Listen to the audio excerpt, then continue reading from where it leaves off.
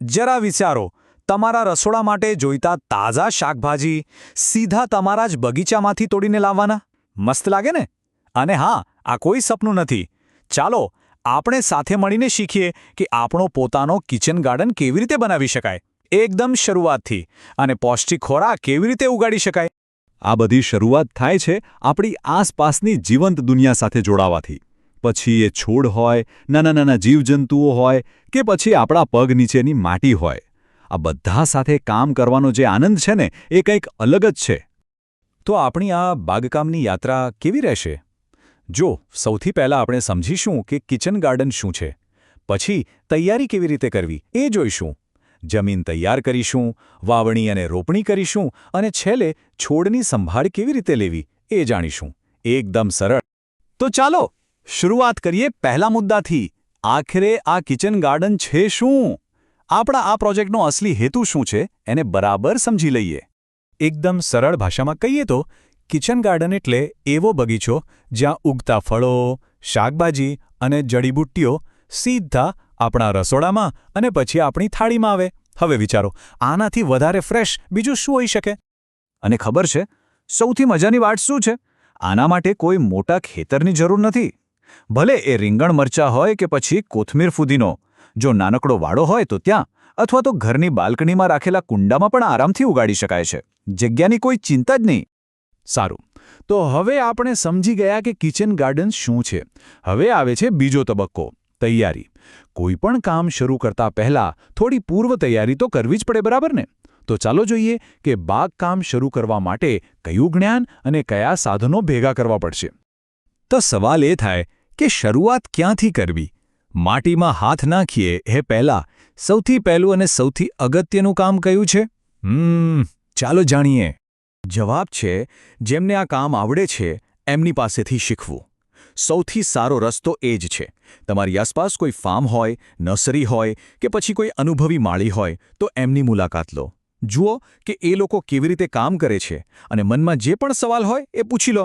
એનાથી તમને practical knowledge મળશે. ઓકે, હવે વાત કરીએ સાધનોની. આપણને જોઈશે ખુરપી, દંતાળી, પાણી આપવા માટે ઝારો કે પાઇપ, હાથના મોજા, એક કાતર, અને હા, જૈવિક ખાતર, સારા બીજ કે રોપાઓ, અને છોડને ટેકો આપવા માટે લાકડીઓ કે જૂની પાઇપ જેવું કંઈક. અને સૌથી સારી વાત એ છે કે આમાં કંઈ બહુ મોંઘું નથી. મોટાભાગની વસ્તુઓ તો ઘરમાં જ મળી જાય અથવા નજીકમાં સહેલાઈથી મળી રહે. કોઈ મોટો ખર્ચ નહીં. ચાલો, તો જ્ઞાન મળી ગયું અને સાધનો પણ ભેગા થઈ ગયા.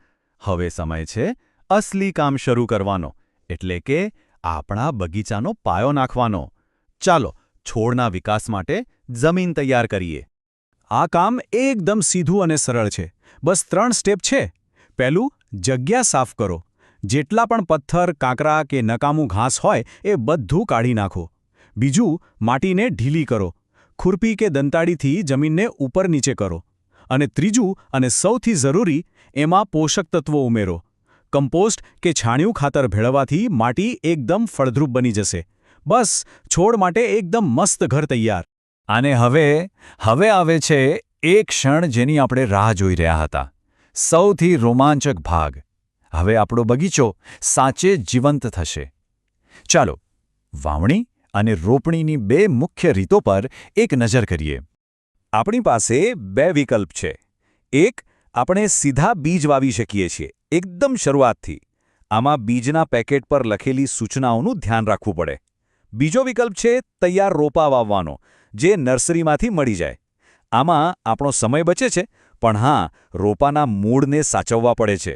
બંને રીત સારી છે, પસંદગી આપણી. જો તમે બીજ વાવવાનું નક્કી કરો તો પ્રોસેસ એકદમ સિમ્પલ છે. પહેલાં યોગ્ય અંતરે નાના નાના ખાડા કરો. પછી એ ખાડામાં 1-2 બીજ મૂકો અને છેલ્લે એને હળવા હાથે માટીથી ઢાંકી દો. બસ આટલું જ. આનાથી દરેક બીજને ઉગવા માટે પૂરતી જગ્યા અને તક મળશે.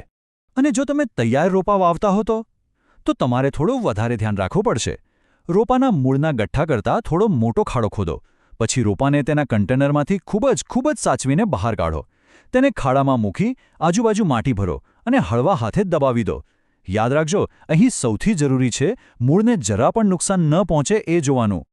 તો છોડ તો વવાઈ ગયા, પણ અહીં આપણું કામ પૂરું નથી થતું. હકીકતમાં અહીંથી તો આપણું અસલી કામ શરૂ થાય છે. હવે આપણે એક માળીની, એક કેરટેકરની ભૂમિકા નિભાવવાની છે. પણ સવાલ એ છે કે આ નવા, નાનકડા, નાજુક છોડનું રક્ષણ કેવી રીતે કરીશું? એમને શું જોઈએ છે જેથી એ મોટા અને મજબૂત બને? આ માટે મુખ્યત્વે 4 બાબતોનું ધ્યાન રાખવાનું છે. પહેલું, સુરક્ષા. કોઈ પ્રાણી ખાઈ ન જાય કે કોઈનો પગ ન પડી જાય એ માટે વાંસ કે બીજી કોઈ વસ્તુથી એક નાની વાડ બનાવી દો. બીજું, ટેકો. ટામેટા જેવા વેલાવાળા છોડને ઉપર ચડવા માટે લાકડી કે માંડવાનો ટેકો આપવો જરૂરી છે. ત્રીજું, પાણી.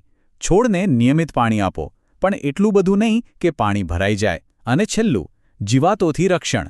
લીમડાના તેલ જેવી કુદરતી દવાઓનો ઉપયોગ કરો જેથી નુકસાનકારક જીવાત દૂર રહે. અને પછી આ બધી મહેનત, આ બધી કાળજી, એનું ફળ શું મળશે? આ રહ્યું પરિણામ. તમારા પોતાના હાથથી ઉગાડેલા એકદમ તાજા, સ્વસ્થ શાકભાજી. આને ખાવાનો જે સંતોષ અને આનંદ છે ને, એ બીજે ક્યાંય ન મળે. તો બસ, હવે તમે બીજથી લઈને લણણી સુધીની આખી પ્રક્રિયા સમજી ગયા છો. હવે માત્ર એક જ સવાલ બાકી છે. તમે તમારા કિચન ગાર્ડનમાં સૌથી પહેલાં શું ઉગાડવા માંગશો?